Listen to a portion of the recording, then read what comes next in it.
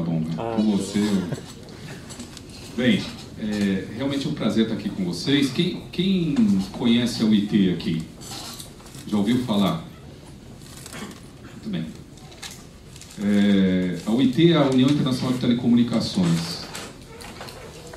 Sistema Nações Unidas. O Sistema Nações Unidas ela é dividido por a parte central, que é a parte da Secretaria-Geral, o Conselho de Segurança, a Assembleia Geral também, e existem agências especializadas. Cada agência trabalha num campo, né? Qual que é a agência especializada em saúde? Vocês sabem? Organização Mundial da Saúde. Ela é uma agência especializada do Sistema ONU. O Brasil hoje tem 2 secretários-gerais, que é na FAO, na Agência Internacional na parte de alimentos, agricultura e alimentos, né? E na OMC, que nós temos também um diplomata que é secretário-geral. O Brasil já teve mais participação nos cargos eleitos nas agências, mas depois eu vou comentar um pouquinho. Tá bom? A comunicações, ela começa de uma parte muito técnica, depois que no século XIX, 1800, parte de conexão, cabos submarinos, toda a parte técnica. E se vocês forem ver, a partir dos anos 90, 2000, começa a mudar um pouquinho na questão de desenvolvimento, de buscar a inclusão das pessoas. Isso mostra com que a parte, como assim dizer, de engenharia técnica, ela está presente em todas as atividades que nós fazemos. Acessibilidade, inclusão digital, tudo isso. Eu vou comentar um pouquinho, eu tenho 5 minutos para comentar um pouco da minha história para vocês, que me foi pedido. Como o professor Alberto disse, eu me formei aqui do lado, na Poli, em 1990. Acredito que acho que a maioria de vocês não estava nascido ainda, né? E eu não tinha a mínima ideia, vamos dizer, depois que eu me formei, o que eu tinha certeza que eu queria trabalhar em telecomunicações. Na época, eu não sei como está agora, mas a engenharia elétrica, ela tinha 5 especialidades. Quando você entra no 3º ano, eu entrei na engenharia elétrica e tinha 5 especialidades: telecomunicações, automação e controle, microeletrônica, energia e potência. Eu não sei se é assim ainda, mas eu tinha certeza que eu queria mexer com telecomunicações. E por que isso? Porque eletricidade, para mim, naquela época, era uma questão um pouco, assim, filosófica até. Eu achava que telecomunicações, ela podia fazer a diferença. Isso que eu sentia na época. E quando eu saí, eu fui trabalhar na única empresa de telecomunicações que tinha, que era um setor público ainda no Brasil, e eu entrei no concurso da Telesp logo que me formei. Eu prestei o concurso em novembro, foi até no dia seguinte da festa de final de encontro final do meu curso, então eu não sei como que eu fui para essa prova, né? No dia seguinte, no sábado, acho que eu fui dormir, sei lá, 3 horas da manhã, e acho que minha mãe me acordou, me jogou um balde d'água para ir para o concurso. Ainda bem que eu entrei. E segui na Telesp. A questão que logo que eu entrei na Telesp, eu fiquei em contato com a UIT. A UIT, desde aquela época, ela me chamou a atenção por ser a questão internacional, para mim, me atraiu bastante. Por que isso?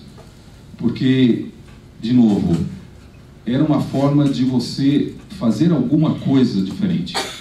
Eu sempre tive isso para mim. Eu gostaria que o que eu fizesse não era só para ganhar dinheiro, até porque quando eu entrei na Telesp não pagava bem. A maioria dos meus colegas foi fazer auditor fiscal do Tesouro, que pagava muito mais, né?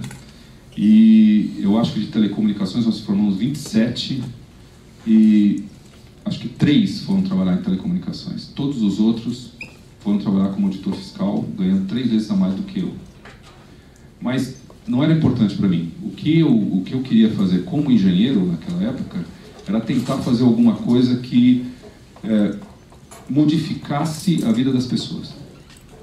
E a parte internacional, para mim, sempre me atraiu porque, de alguma forma, as maiores discussões, as situações mais interessantes e que, de alguma forma, nós implementávamos aqui dentro sem discutir, eram feitas fora do Brasil.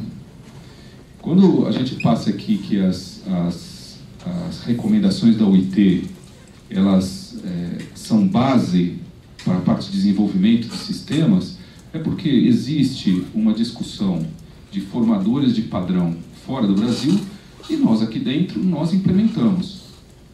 Eu sei que, não sei qual é a área de todos vocês, mas o que me angustiava era só implementar uma coisa que vinha de fora. Eu gostaria de participar da confecção do que estava sendo feito. Isso que era interessante para mim. Então, por isso que logo que eu entrei, até porque eu entrei, é uma coisa interessante, quando eu entrei eu tinha 22 anos, o meu coordenador tinha 42 e eu achava ele velho demais. Né? E eu já passei há muito tempo dos 42 já. Então, o pessoal que trabalhava na época, na Telesp, era um pessoal, o concurso público teve 20 anos de diferença. Então, entrou uma rapaziada de 20 anos, todos saídos da faculdade, colegas assim, de outras faculdades, da Mauá e de algumas outras faculdades, e todo mundo estava na faixa dos 40. Então eu tive um campo enorme, porque eles não estavam mais na fase de ir atrás de alguma coisa, eles estavam só querendo construir. E eu tive uma época muito grande que foi o boom da telefonia celular no Brasil, que foi iniciozinho da década de 90. 93 foi o ano, foi 6 de junho de 1993 que a Telesp inaugurou o sistema móvel dela aqui em São Paulo. Né? A primeira empresa foi em 1990, que foi a Telebrasília, depois foi a Telerge. Então, naquela época, eu tive um campo enorme. Ninguém participava, ninguém conhecia inglês. Isso é uma coisa legal para vocês. Eu acho que a língua ela é essencial para quem trabalha na área internacional. Não é difícil. Eu tinha feito inglês desde os 6 anos de idade, então eu entrei muito fácil nas reuniões e me mandaram, no primeiro ano, me falaram assim, você vai para Genebra fazer uma reunião na OIT daqui 2 semanas. Eu falei assim, meu Deus do céu, eu nem sei o que é isso.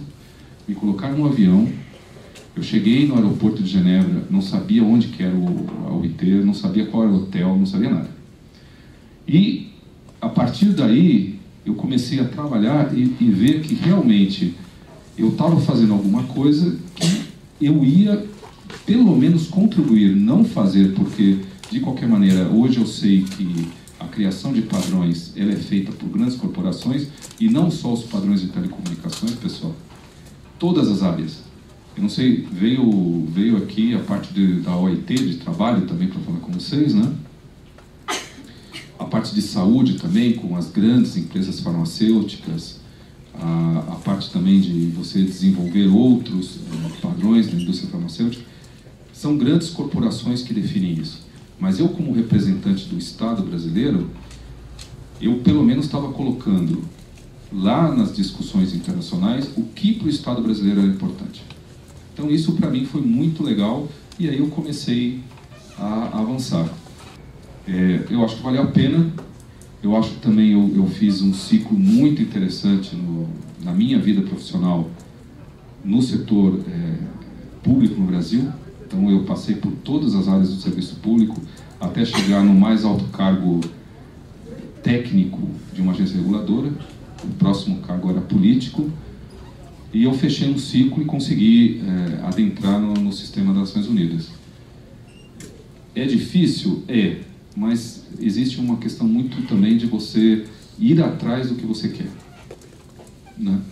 Eu não sei se vocês conhecem um pouco o procedimento de entrada no sistema das Nações Unidas. Vocês conhecem ou não? Não? As Nações Unidas, elas têm todas as agências, elas publicam um negócio que chama aviso de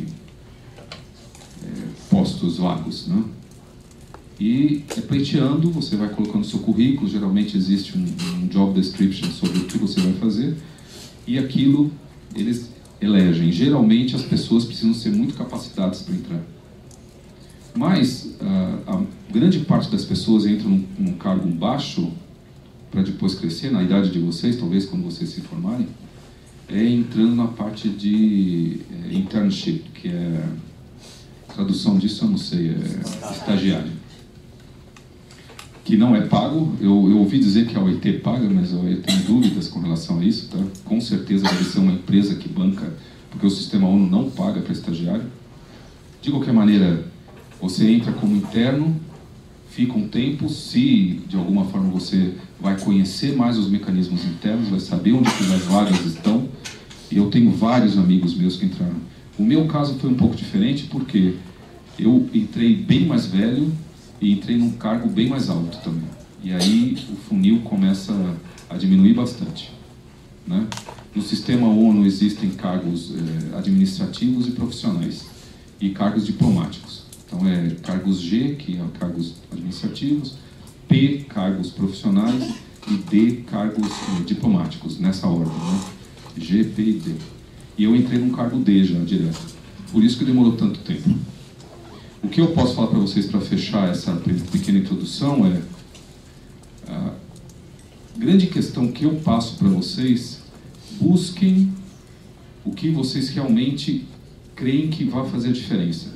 Não importa se seja numa agência do sistema ONU ou alguma empresa privada. O que é importante é que vocês tenham consciência que o mundo é muito grande e existe muita coisa sendo feita. Não é uma situação muito fechada. O mundo é enorme. Eu, quando estava já estava na Anatel, eu recebi inúmeras propostas de trabalhar fora. E eu, naquela época, ainda tinha... Eu não me recrimino de ter continuado no governo, porque quando você sai do governo é muito difícil voltar. Então eu fechei o meu ciclo desses 20 anos trabalhando para o governo e agora sim sigo a minha área internacional. Tá bom? Depois a gente conversa um pouco mais, se vocês tiverem alguma dúvida com relação. Eu vou passar agora para a minha apresentação. Eu não sei se vocês entenderam bem, mas a OIT começou como? Começou da necessidade que os países tinham de se comunicarem mediante padrões. A comunicação, ela só funciona, pessoal, se existe conversa entre os diferentes agentes. Eu posso, por exemplo, aqui nessa sala, criar um grupo, uma tecnologia, alguém desenvolve alguma tecnologia para a gente se conversar somente entre a gente. Tá? É uma tecnologia proprietária que não conversa com o WhatsApp, não conversa com o Facebook, não conversa com nada. Só nós vamos falar. Inclusive o Facebook começou assim, né? Ele começou com uma rede fechada e depois foi abrindo. Agora, para que isso se expanda e que nós vamos sair desse nosso grupo, para que a gente se conecte com outros grupos, é necessário que exista uma conversa, um protocolo de conversa. É isso que é base dos sistemas de comunicações e tecnologia de informação. Que as tecnologias se conversem, que se troquem a comunicação. E isso que foi a base da OIT. A OIT, então, ela foi criada exatamente naquela metade do século XIX, quando já existia o telégrafo e começaram a estender as linhas internacionais para enviar comunicação entre um país ou outro. A primeira linha entre países saiu da Inglaterra para a França, né? Entre código Morse. Só que se eu, de alguma forma, escrevesse em inglês do lado de cá e o cara de lá só soubesse francês, como é que a gente ia se comunicar? Não dá. É mais ou menos como viesse aqui. Qual que é o nosso protocolo aqui entre nós? Eu estou falando português de alguma coisa que vocês me pediram para falar. Nós estamos numa aula. Eu poderia vir aqui falar russo sobre como é que você planta batata na França. Ninguém ia entender nada. Por quê? Porque não estava no protocolo combinado do que eu ia falar para vocês e não estava também na língua. Então a OIT começou exatamente sobre isso. Como você estabelece padrões de comunicação, tanto na questão tecnológica. Vocês ainda estão muito novos no biênio, mas quem for para engenharia elétrica, quem vai para elétrica? Quem está com ideia de ir para elétrica aqui? Poxa vida, ninguém. Quem vai para química, que era a minha segunda opção? Civil? Ah, bom, que bom. Quem vai para onde? Vocês vão para onde? Para quê? Produção? Produção, né? É legal também. A produção veio da mecânica, né? Então, era a minha quarta opção. A segunda era química. E eu até no começo eu queria ter entrado em química, não queria ter entrado em elétrica não, mas depois foi embora. Então, a UIT foi criada para que existisse essa comunicação e o estabelecimento desses padrões, eles são necessários para que exista a comunicação.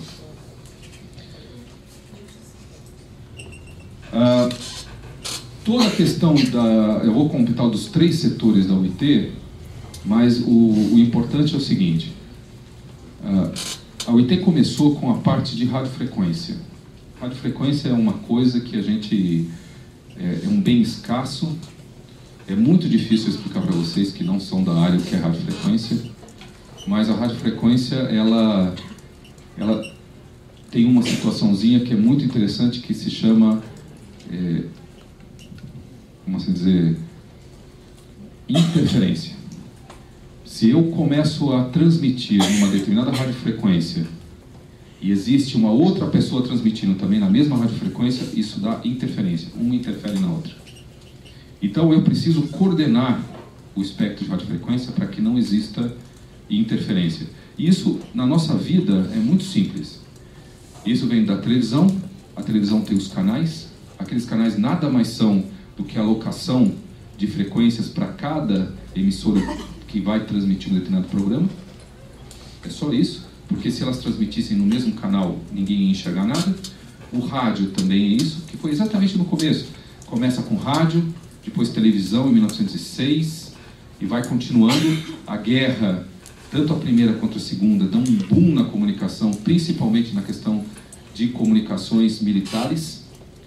Por quê? Porque ele precisava passar... Alguém assistiu aquele filme sobre a quebra dos protocolos, que é um inglês? Aquilo na Segunda Guerra Mundial era uma coisa interessante, porque a tecnologia hoje que nós usamos para serviço móvel, que é espalhamento espectral, que a gente chama Spread Spectrum em inglês, ela foi começada a ser criada na Segunda Guerra. Por quê? Porque quando você transmitia de um rádio para outro, e você transmitia numa frequência específica, o inimigo conseguia sintonizar, conseguia ler o que você estava falando e conseguia te bombardear antes de você chegar. E o que eles pensaram na época, os engenheiros? Você espalha a energia no espectro, diminui, não vai ter mais um determinado sinal muito forte, você vai espalhar toda a informação no espectro e isso não vai ser detectável. E uma situação que foi criada dentro do organismo de padronização, principalmente para atributos militares, depois foi utilizado para a gente ter isso na comunicação móvel. Por quê? Isso diminui a interferência. Quanto diminui a interferência, eu consigo colocar mais gente. Hoje que nós temos um sistema móvel, eu consigo colocar muita gente utilizando a mesma frequência com menos interferência. Então, todas essas discussões de comunicações eram feitas e são feitas na UIT. Qual que é a divisão da UIT? Nós temos 3 setores. Esse aqui está muito pequenininho, não vou ver, mas toda a agência das Nações Unidas, elas têm um secretário-geral, ou um diretor-geral. Tá? Esses diretores são eleitos. Eles são eleitos. A UIT, que eu conheço, eu não conheço todas as agências do Sistema ONU, mas de todas que eu conheço, a UIT é a única que tem 5 postos eletivos. A maioria tem um posto eletivo, só um posto, e depois esse secretário-geral, ele indica toda a questão da diretoria. Na UIT, os países votam e elegem 5 pessoas. E hoje em dia, a eleição numa agência do Sistema ONU é extremamente profissional. Quando você pensava numa eleição do Sistema ONU na década de 70, na década de 80, era muito tranquilo. Então você conhecia seus amigos, eles te conheciam, votavam em você virava um secretário-geral e ia morar em Genebra. Que é bem bacana até. Tá? Mas, hoje em dia, o país precisa fazer muita força, é uma relação de ajustes políticos internacionais muito grandes. Hoje em dia, para você virar, por exemplo, o Brasil, para conseguir o posto secretário-geral na OMC, o Itamaraty conseguiu uma aprovação da Presidência da República para montar um grupo de embaixadores que trabalharam full-time para tentar eleger o brasileiro. Então, esses cargos eletivos, na UiT, eles é o secretário-geral, tem o vice-secretário-geral, e eu acho que eu toquei em alguma coisa automática aqui. A tela é chique, né? Padrão 80. Poxa vida. Não, que legal, não sabia não.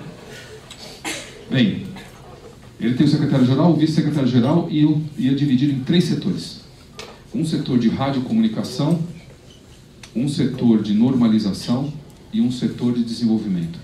Eu divido as redes de comunicação em 2 grandes blocos, pessoal. É a parte de rádio, que faz a transmissão, por exemplo, de um centro até o usuário. A parte de normalização, que faz a parte de rede, como é que eu transfiro essa informação. E o setor de desenvolvimento, onde eu estou alocado. O setor de desenvolvimento é exatamente para que as oficinas regionais elas estão vinculadas ao setor de desenvolvimento, que busca a elaboração de projetos e desenvolvimento de aplicações, principalmente para países em desenvolvimento e menos desenvolvidos. O que é isso? Aí eu já vou entrar um pouquinho numa análise mais sutil das relações internacionais, né? Hoje em dia, nós falamos muito do sistema ONU, mas o sistema ONU, vocês sabem por que o secretário-geral se chama secretário-geral? O secretário-geral do sistema ONU, o Sr. Ban Ki-moon hoje, por que ele se chama secretário-geral? Porque ele é um secretário. É isso. O que faz um secretário numa reunião internacional? Ele toma nota. Se vocês forem buscar vamos assim dizer, o âmago de um sistema burocrático internacional, eu, como secretaria, ajudo vocês, que são os países. Quem desenvolve, quem toma a decisão, quem se posiciona, são vocês. Eu sou secretaria que vai apoiar vocês. Eu sou o secretário que vai gerar o documento, que vai distribuir o documento, que vai ser o técnico especializado que vocês vão tirar dúvidas em temas específicos. Isso é a Secretaria das Nações Unidas. Às vezes, você coloca o secretário-geral acima dos países. O secretário-geral, ele é importante a partir do momento que a burocracia é importante em qualquer relação internacional. Isso é lógico. Se eu tenho, aí vem a sutileza, só que você nunca vai tirar a força dos países. Eu participei como delegado do Brasil e agora como secretaria. Eu posso dizer para vocês que os 2 casos são muito legais. Você chegar numa reunião internacional, eu acredito que se eu pudesse, uma coisa legal que eu faria como, se eu pudesse aqui, né, Juliana? Não sei, já estou dando para você me chamar de novo, né?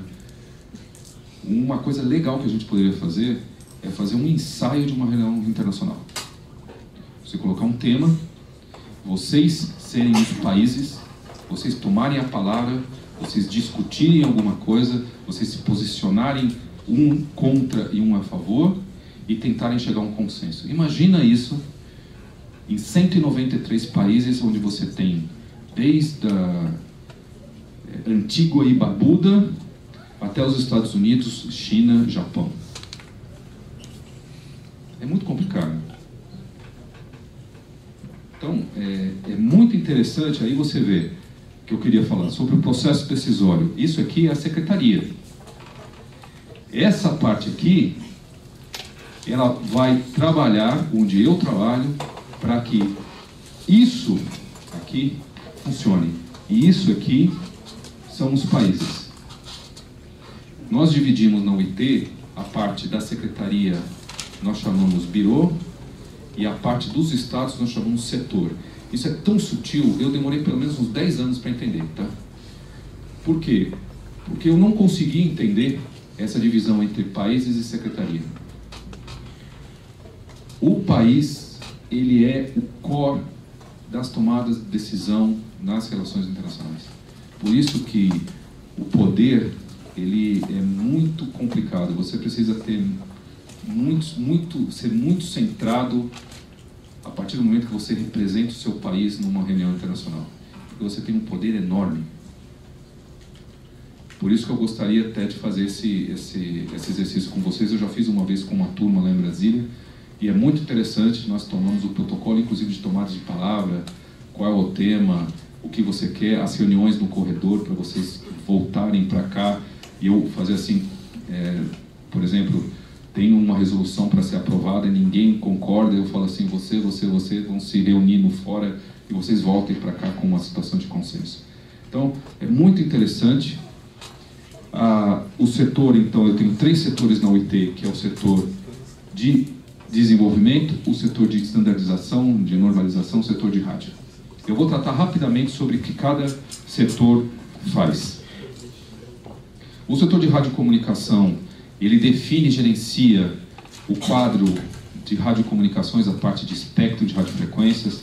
Então, dentro das atividades que nós temos hoje e futuras, todas as discussões são feitas no setor de rádio.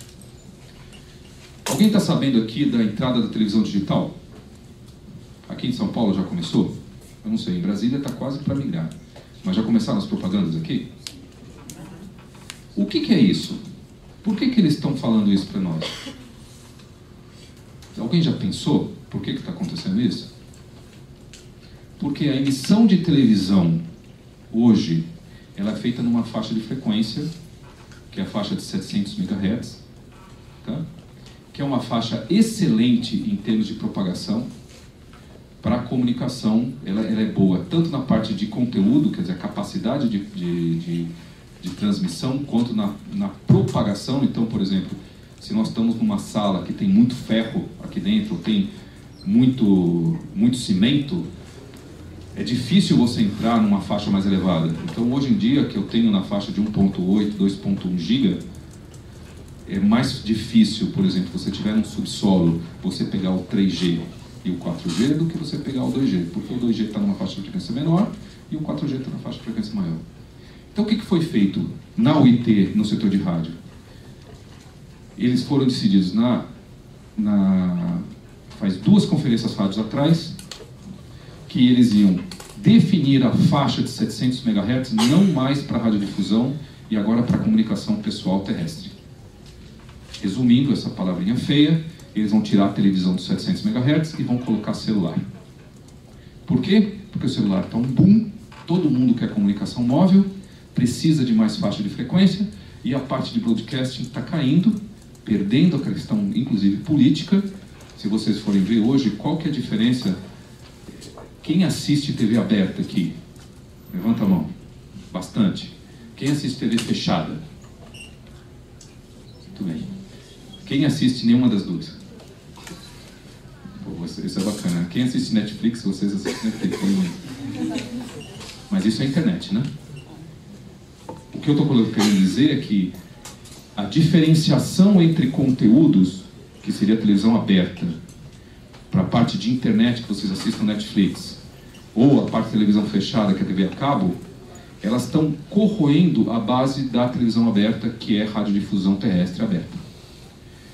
A partir do momento que você tinha, nas outras décadas, uma grande força política dos detentores das televisões abertas, que de alguma forma elas trabalhavam nos congressos de todos os países, você começa a diminuir essa força com a internet começa a ser a criação de novas particularidades, de novos meandros dos agentes econômicos, e eu, na decisão da UITR, eu retirei, coloquei, defini que a faixa de 700 MHz ia ser para a comunicação móvel, que hoje em dia é a demanda de todo mundo. Então isso foi feito na UITR. O setor de normalização, ele define os padrões que sustentam as redes, mais a parte do core network, né? Alguns exemplos disso. Toda a parte de criptografia, toda a parte de você ter protocolos de compactação de dados. Então, por exemplo, antigamente existe em engenharia um negocinho chamado Late Channel, que é num canal de comunicação existe sempre, por questão de ruído, uma capacidade máxima de transmissão nesse canal. Só que o que acontece? Quanto mais você comprime, você codifica, você consegue passar mais informação nesse canal. Né? Por isso que às vezes eu sou do tempo que quando a gente comunicava para tentar acessar o meu e-mail na década de 90, eu conectava por modem em linha de escada. Não adianta falar isso para vocês aqui, porque ninguém vai lembrar disso. Né? Mas eu trabalhei como engenheiro em modem 2.400 bits por segundo. 2.400 bits por segundo, não era kilobits, não era megabits, não era terabits, bits por segundo. E a gente conectava, ligava o modem. Eu também tinha na época eu tinha uma garganta para colocar os 400 Hz para fazer a portadora de sincronismo. A gente sincronizava e comunicava por uma banda desse tamanho. Só que passava sempre pela linha telefônica. E isso chegou de 2.400 até 56K na mesma linha. Por quê? Por causa dos protocolos de compressão de dados e dos protocolos de comunicação. E esses são desenvolvidos dentro do setor de normalização. Toda a questão, por exemplo, compressão de dados, segurança, sinalização, a parte dos protocolos de quarta geração de serviço móvel, as discussões de quinta geração, internet das coisas, tudo isso, no futuro, essas atividades da UIT estão sendo discutidas para a criação dos padrões no futuro. Um grande grupo, tem um grupo de estudos na UITT, que chama, a Comissão de Estudo número 20, de Internet of Things. A internet das coisas, pessoal, ela vai gerar comunicação não só para o ser humano, mas a ideia é que tudo se comunique. Tudo, eu falo tudo mesmo. O seu carro se comunica com a sua geladeira, que se comunica com o seu mercado, que se comunica com o posto de gasolina. Então, tudo vai ser comunicado. Aí está ligado, não sei se vocês já ouviram falar também em cidades inteligentes, que as cidades vão começar a comunicar com vocês, né? Então, tudo isso precisa de uma elaboração de protocolos que são sendo discutidos dentro do setor de normalização. Aí eu volto um pouquinho para aquilo que eu falei quando eu era um engenheiro novo no sistema Teleiras. O que eu queria fazer? Eu queria ser uma pessoa que fizesse a diferença e não implementasse alguma coisa. Em engenharia, principalmente em telecomunicações, eu não vou falar em outras, né, mas na minha área, isso é muito difícil. Porque para o Brasil, a parte de engenharia não é uma prioridade, infelizmente. E sendo muito aberto aqui. O Brasil tem outras prioridades, por exemplo, a parte de agricultura é uma prioridade muito grande para o nosso país, a pesquisa em agronegócio é muito grande, os engenheiros químicos, os engenheiros, a parte de química, produção também, isso é muito importante para o país. Mas nós não temos indústria de telecomunicações. Nós temos indústria de cabo, alguma parte de antenas, mas as grandes indústrias que fazem equipamentos são chinesas, suecas, americanas. Então, aonde que o Brasil pode fazer a diferença? Na nossa cultura, na nossa capacidade de criar aplicações que vão sobre a rede. Por isso que eu falo, aquele negócio que eu voltei, eu não me sentia confortável, porque às vezes a gente fala assim, a gente fica na escola, na universidade, e a gente aprende muita coisa, a gente fala, para que eu estou aprendendo isso? É muito bom.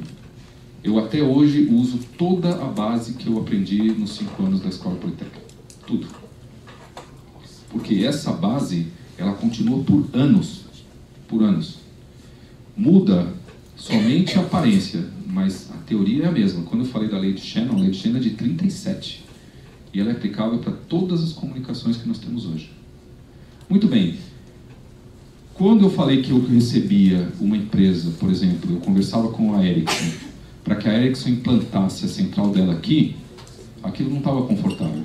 Por isso que eu comecei a discutir. No ITT, nós temos a parte da discussão sobre como as comunicações vão ser no futuro. E aí, um país como o Brasil, ele pode sim fazer a diferença. Não na criação de infraestrutura, de equipamentos, comutadores, etc. Mas, por exemplo, a questão de aplicações para a internet das coisas e para a questão das aplicações para cidades inteligentes, o Brasil tem uma capacidade de inovação muito grande. Nós temos muitas ideias. E isso pode trazer diferença se nós participarmos das discussões. Eu vou para a parte do desenvolvimento. O desenvolvimento, para mim, é uma questão crucial, porque as discussões técnicas no setor de rádio, ele se pensa para frente. Está se discutindo, a última conferência rádio foi agora em 2015, em dezembro. Foram 5 semanas de discussão em Genebra. A próxima vai ser em 2019. Eu participo das reuniões de preparação que são feitas na CITEL. A CITEL é o organismo regional da Organização dos Estados Americanos. E a CITEL ela é a parte regional. E ele já tem uma agenda para 2019.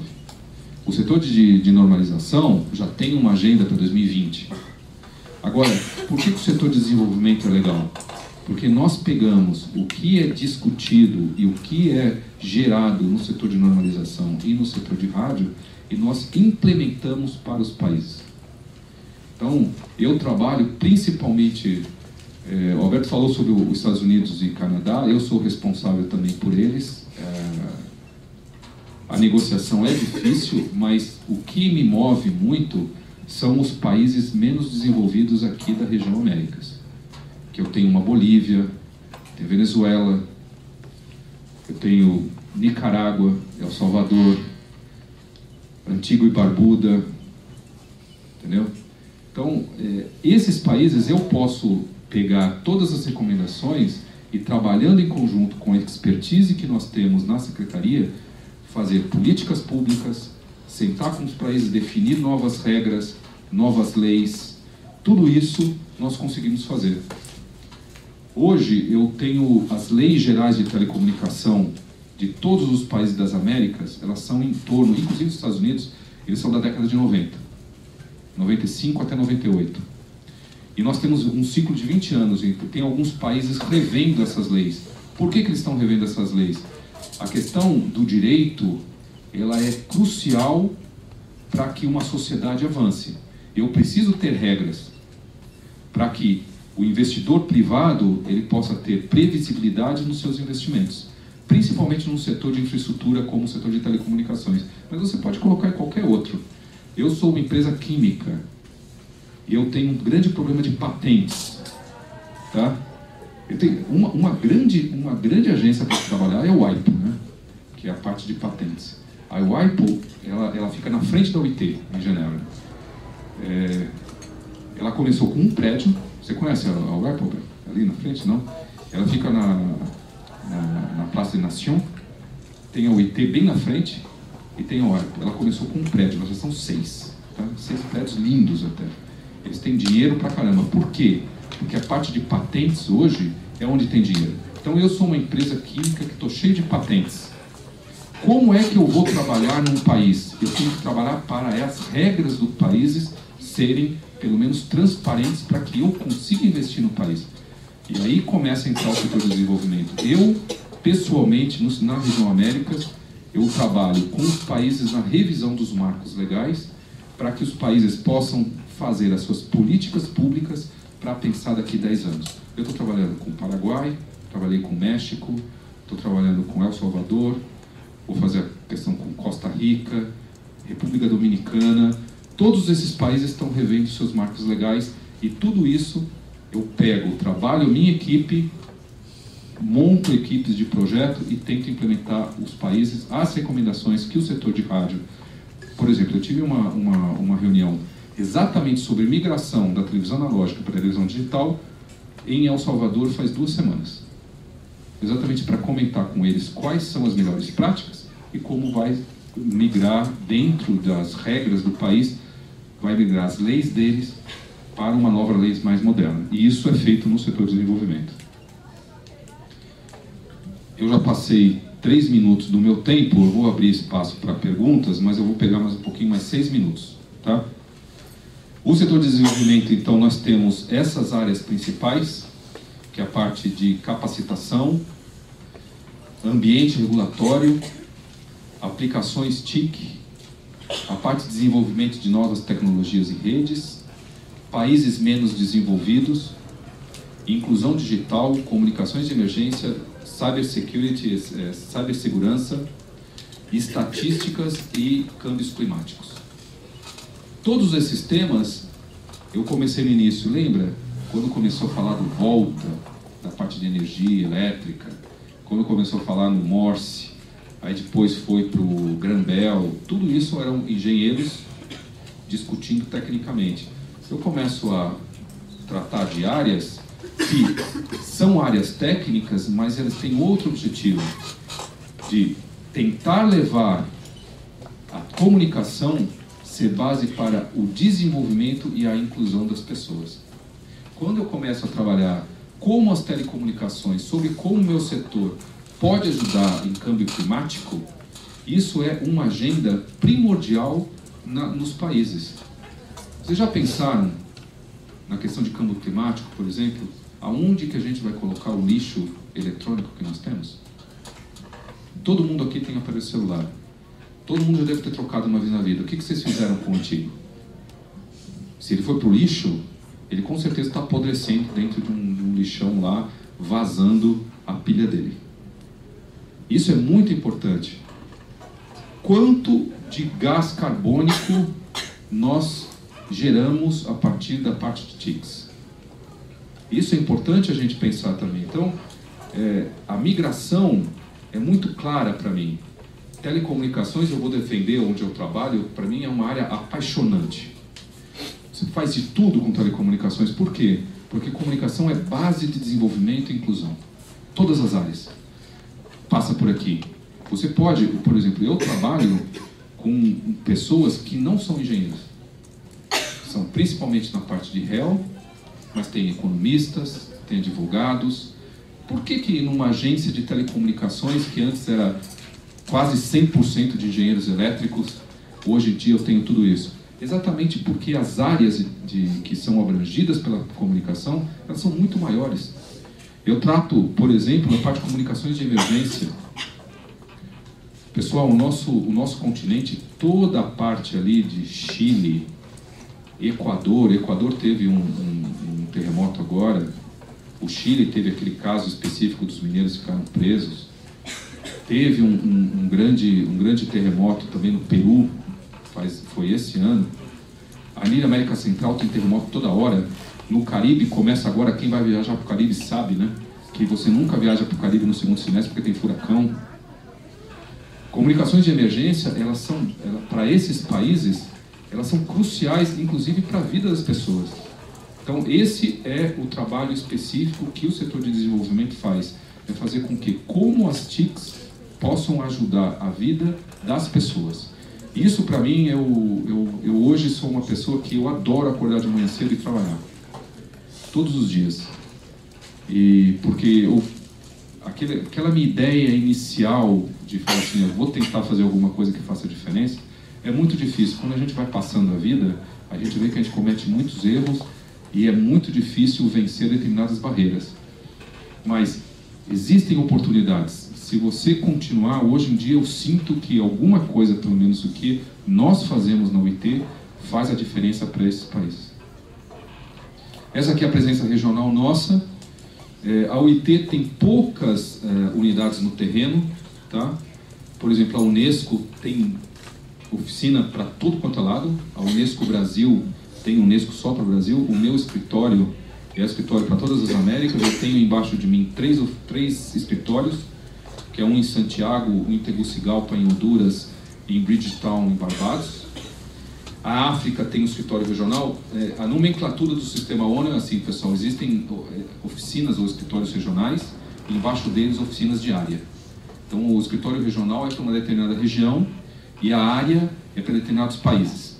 Então a estrutura da OIT ela é pequena. A OIT é uma agência pequena, talvez seja uma das menores do sistema ONU. Nós temos só 800 pessoas. No terreno nós somos 100. 700 pessoas estão em Genebra. E isso é uma grande situação que eu vejo que Eu adoro trabalhar no campo. Porque trabalhar no campo, você está do lado do país, você sabe as necessidades. Você viaja para determinado país e você sai do nosso mundinho que nós temos aqui. Vocês estão na maior universidade da América Latina, pessoal. Dentro dos rankings, a Universidade de São Paulo, ela está no topo de todas as grandes universidades. O que é interessante é a gente tentar sair daqui e, de alguma forma, ajudar a própria região a crescer. Isso é uma coisa importante, que isso é o nosso dever também. A gente precisa tentar fazer alguma coisa. Essas unidades, então, são responsáveis. Eu tenho 5 escritórios regionais, um em Bangkok, em Addis Ababa, no Cairo, em Brasília, em próprio Genebra e em Moscou. Tá? Todos esses são diretores regionais. Embaixo da gente nós temos um cargo que é o chefe de escritório de área. E nós, de alguma forma, realimentamos Genebra com o que os países, de alguma forma, dizem diretamente para a gente. Essa aqui é a nossa... Essa apresentação vai estar disponibilizada para vocês. Para fechar a apresentação, eu não vou passar nisso aqui, mas isso vai estar disponível para vocês, porque uma das perguntas que vocês vão ter que responder é como que a UIT, dentro dessas atividades em TIC, consegue levar desenvolvimento para os países. Daqui a pouco a Juliana vai mostrar para vocês. Mas eu comentei que todas essas atividades, elas são voltadas para o futuro.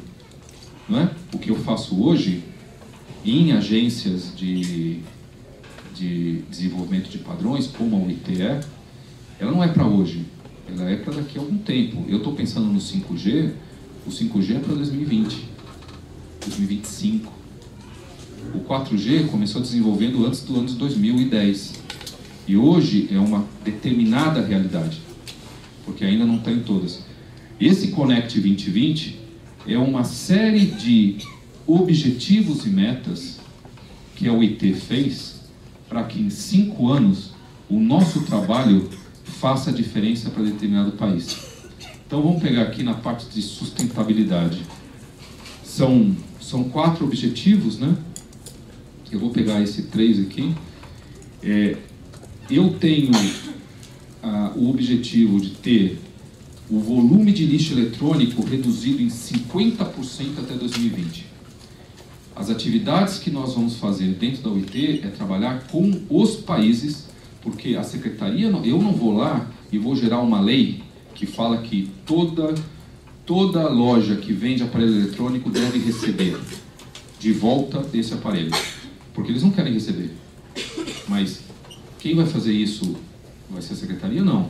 Agora, a UIT pode ajudar o país a seu mecanismo de elaboração da legislação dentro do Congresso Nacional de todos os países, para que eles elaborem dentro das melhores práticas como eles vão tratar o lixo eletrônico. Isso é uma das metas, não só da UIT, mas também dos países. E por fim, isso aqui é só um ganchozinho para vocês sobre os objetivos de desenvolvimento sustentável. São 17 objetivos. Eu acho que o professor Jacques também já está tratando isso com vocês um pouco, né? E uma das minhas ideias é como as telecomunicações eles podem ajudar a implementação desses objetivos até 2030. Isso é uma coisa para vocês refletirem. Eu vou deixar essa pergunta no ar aqui para vocês. Por exemplo, pega o objetivo de educação e igualdade, que é o objetivo 4.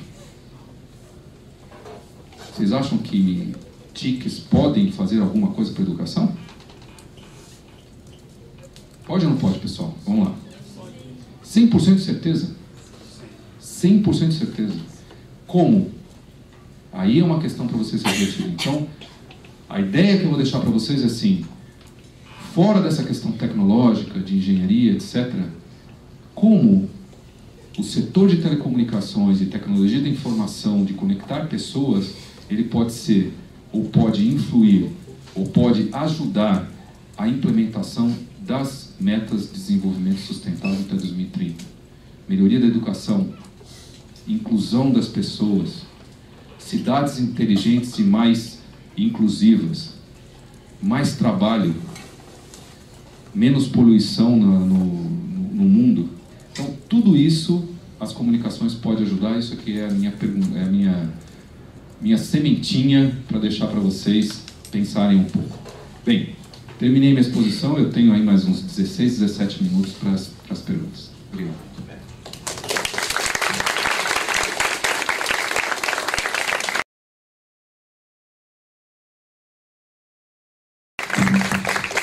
Obrigado, Bruno, pela excelente exposição sobre o IT, sobre a sua carreira, muito inspiradora, a sua trajetória, a sua história.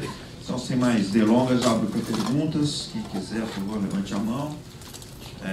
Para registro, como de hábito, identificar nome, curso, falar o microfone. Obrigado. Perguntas curtas, por favor. Sou o Fábio, da Geociências, aqui da USP. Minha pergunta é no setor de internet, assim, quando a gente fala de televisão, telefone, rádio menos, acho que o usuário ele é muito passivo, né? Ele é o usuário. Talvez no rádio você tem rádios amadores, mas enfim. Mas na internet, o usuário é o personagem, às vezes o personagem principal, assim. Nós somos quem geramos conteúdo, certo? Como é que está essa discussão, como é que funciona essa discussão das regras mesmo, das regularizações sobre o uso da internet? Para que não, é claro que a gente fala sobre segurança virtual, crimes, mas para que não haja abusos, tanto de nós usuários, que não somos tão usuários assim, somos produtores, quanto das empresas maiores. Ok. Papel dos usuários, então. Vamos pegar 3 questões para um pouco de agilidade? Essa aqui do Fábio demora uns 3 dias para isso. Pois é. Oi, meu nome é Letícia, eu sou do 4º ano de Relações Internacionais. E você expôs aqui que tem toda uma tendência, um esforço da organização de aumentar a acessibilidade, de aumentar o número de usuários e o impacto que isso pode ter em diversas áreas, como educação e etc. Mas recentemente, eu não vou saber explicar direitinho, assim, com todo o vocabulário técnico, mas recentemente foi lançado que a Anatel, ela permitiria que as empresas privadas fizessem tipo pacotes de internet, sabe como funciona no celular? Você teria um limite diário ou mensal para transmitir dados e receber, e isso causou muita polêmica, né, na internet, porque aí começaram a fazer, tipo, com um pacote mais básico você conseguiria ver, sei lá, 6 minutos de Netflix, e isso com certeza ia reduzir a capacidade das pessoas de acessar esses conteúdos e acabar restringindo, sabe, ia selecionar as pessoas pela renda, etc. Então eu queria saber se a organização ela está preocupada, ela está vendo isso acontecendo aqui no Brasil e se ela está dialogando com a Anatel. Você tem essa experiência política lá, então deve saber um pouco mais sobre isso. Então eu queria que você comentasse. Obrigada. Obrigado. Mais uma aqui na frente e aí passamos. Oi, eu sou o Vitor, eu estou no último ano de Ciências Sociais aqui na USP, e a minha pergunta é referente à Conferência de Paris que teve esse ano sobre o clima e o tema da sustentabilidade para os próximos anos. Eu queria saber qual o trabalho ou a representação que a UIT teve dentro de todas as deliberações, demonstrações e debates que surgiram acerca dessa conferência que teve muito repertório pelo mundo todo.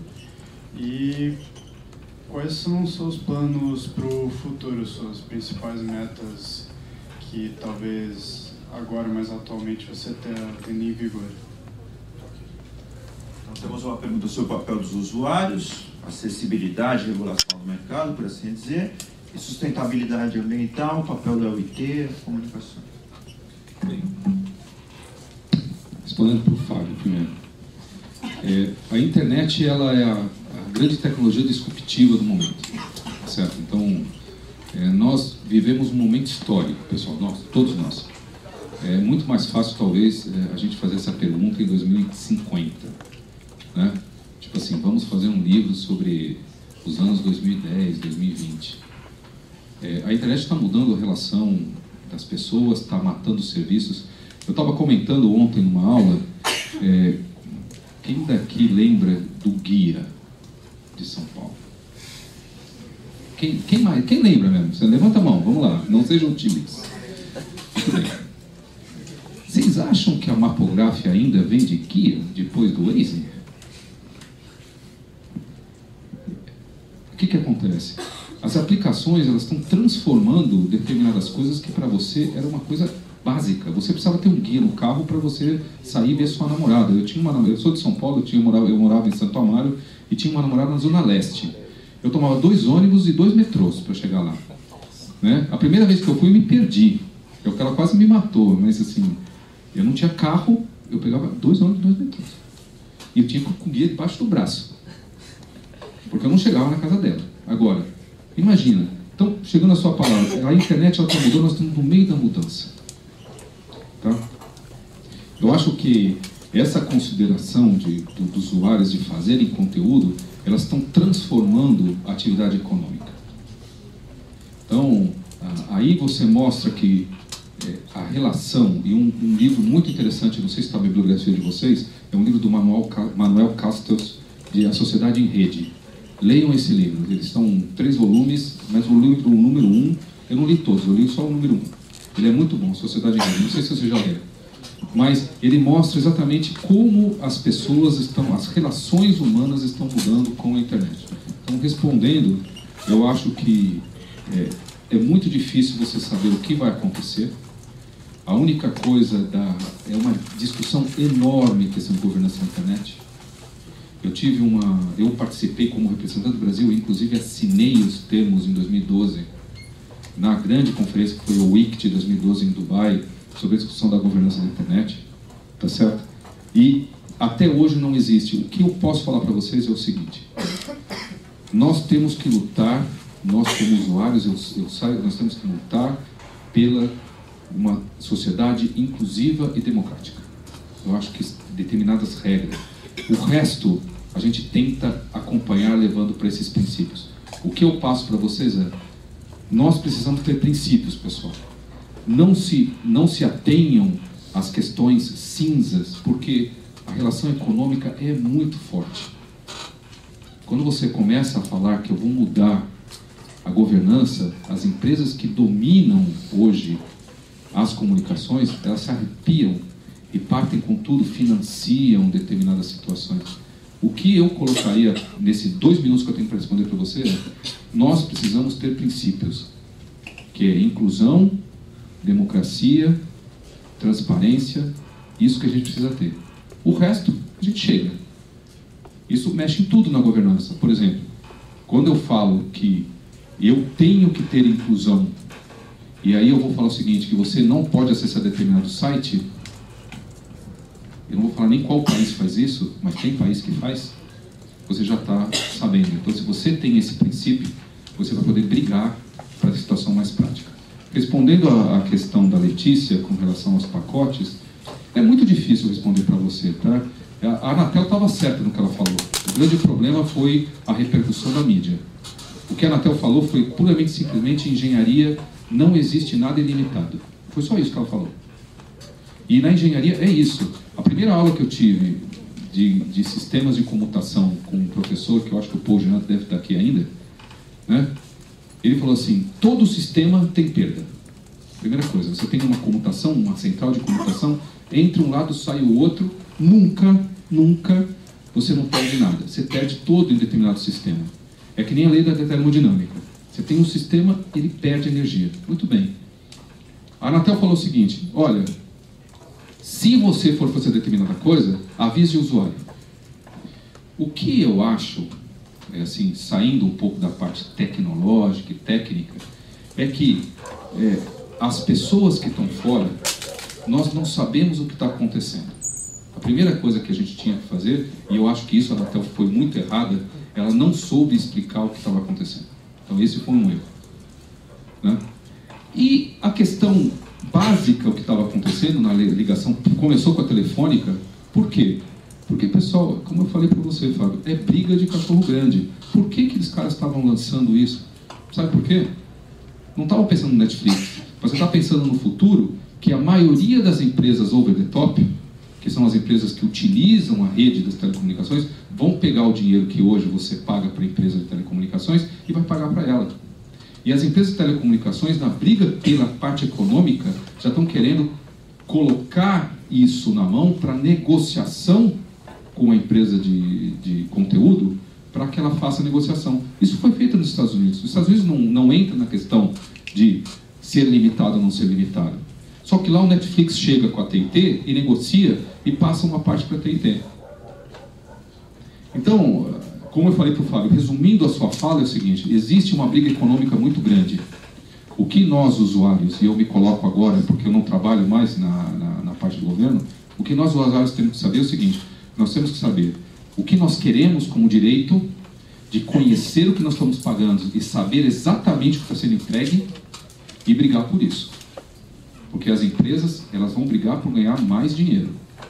E não fiquem assim, falando que o Netflix também quer ganhar o máximo de dinheiro possível, o Facebook agora está instalando rede de fibra ótica para também dominar o seu usuário, a T&T sempre quer, faz parte do jogo econômico capitalista.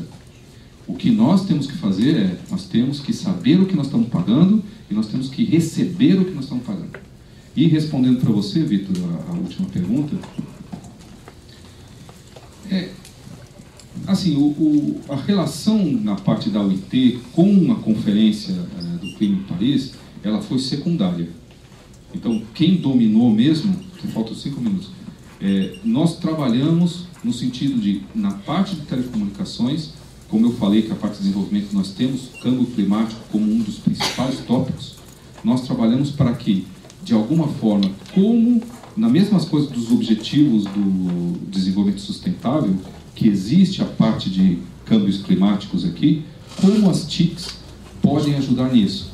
Elas podem, por exemplo, monitoração dos níveis de gás carbônico. Isso eu faço por meio de satélites climáticos, por faixas de frequências específicas com relação a isso. Então, toda essa parte do que a TIC pode fazer, a OIT está pensando. Muito bem. Mais 2 perguntas, nós temos só mais 3 minutos. Perguntas bem sucintas, por favor. Olá, meu nome é Kleber, sou graduando em Economia aqui na FEA. A pergunta é mais na área acadêmica, não tem tanto a ver com telecomunicações. De acordo com alguns relatos das pessoas que vieram aqui falar, essa carreira em alguma agência da ONU ou algum órgão filiado, ela tem uma carga de trabalho assim, muito alta. Então as pessoas, elas trabalham muito.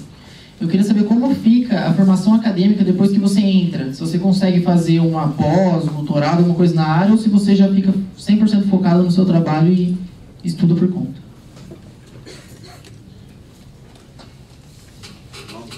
Boa tarde, eu sou o Pedro, formei aqui nas Ciências Sociais da USP alguns anos atrás. Eu queria que você fizesse um comentário muito sucinto, muito preciso. A gente teve a experiência do Marco Civil da Internet aqui no Brasil. Foi um conjunto de um texto que foi aprovado, que fundamenta as bases das futuras legislações a respeito de internet. E lá tem um ponto que eu acho que eu gostaria de saber a opinião sua ou da UIT. A internet ela é classificada como um serviço de valor agregado, não como um serviço de telecomunicação. Queria que você fizesse só um comentário muito preciso a respeito desse tópico do Marco Civil. Bem, com relação ao Kleber, eu acho assim, sendo direto com você, sempre dá. Sempre dá. Eu, quando me formei na Poli, eu fiz letras aqui na USP. Eu saía de casa por causa do trânsito da 23 de maio. Eu saía às 6h30 de casa, trabalhava das 7 até as 8h30, vinha aqui para coisa, saía às 23h30, todos os dias.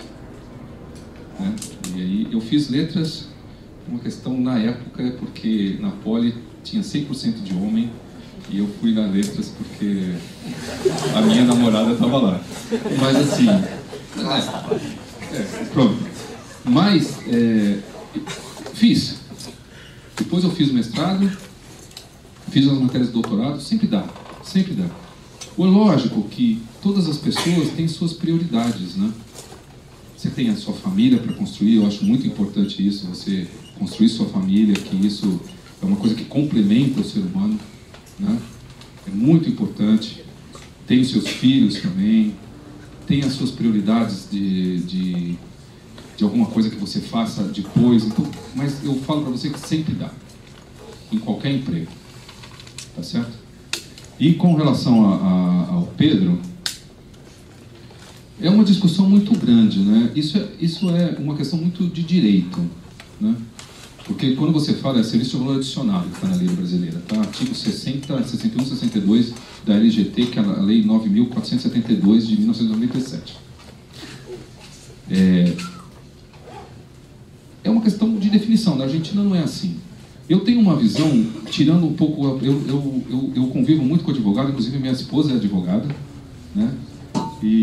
Só que eu gosto sempre de retirar. Eu acho que a gente precisa saber primeiro o que nós queremos, para depois que a sociedade estabeleça as regras. O que nós queremos?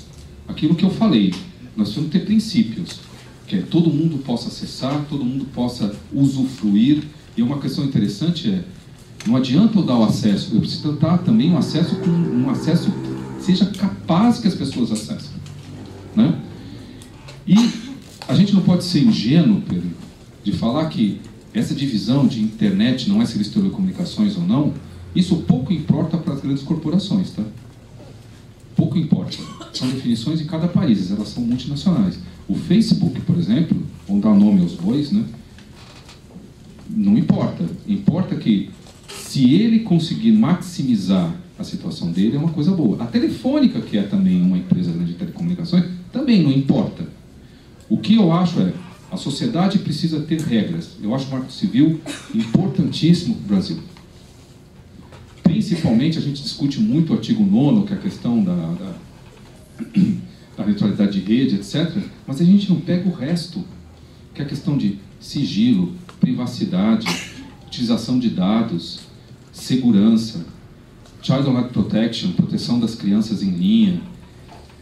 Se a nossa sociedade tiver os seus princípios muito claros e eu ficar indignado quando eu tentar fazer alguma coisa e não me permitirem, isso já está bom. Aí depois a sociedade vai construir uma lei para que isso aconteça. Se eu não ficar indignado, pessoal, se eu estou acessando um site e ele me bloqueia, eu falo, tá bom, é assim mesmo, é a lei. Alguma coisa está errada. Se todo mundo começar a se movimentar para falar assim, não, todo mundo deve acessar, todo mundo tem condição, todo mundo tem a condição de fazer ensino à distância, isso vai começando então a modificar inclusive a lei.